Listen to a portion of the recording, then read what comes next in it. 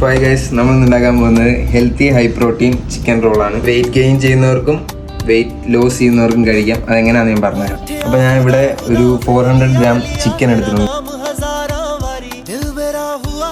എൻ്റെ പേരൊരു സാധനം ആരൊക്കെ ചോദിക്കും എന്നാ പറ്റി ചേട്ടായിന്ന്.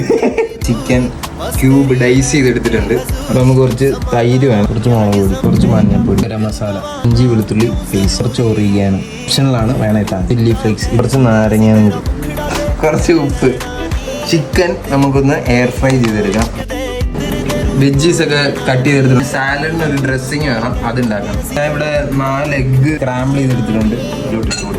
സാലഡ് ഡ്രസ്സിങ് നമുക്ക് ഇതിലോട്ട് ഒഴിച്ചു കൊടുക്കാം. കുറച്ച് ചിക്കൻ റെഡിയായി.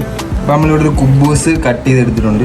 ഇത് ആക്ച്വലി ഈ കുബൂസ് ഇടുന്നത് വെയിറ്റ് ഗെയിൻ ചെയ്യുന്നവർക്കാണ്. ഇതിൻ്റെ അകത്ത് കുറച്ച് ഹോം മെയ്ഡ് മയോണൈസ്. ഹെൽത്തി എല്ലാം ആരും പറയില്ല, എൻ്റെ വീഡിയോ കണ്ടവർക്കറിയാം. This is healthy. ഗൈസ്, നമുക്കിത് കഴിച്ചു നോക്കാം.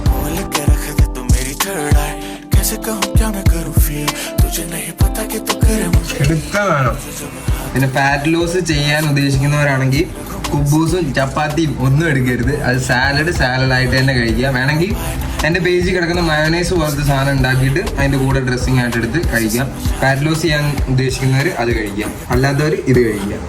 ഞാൻ ഉണ്ടാക്കേണ്ട പറയല, അടിപൊളിയാണ്.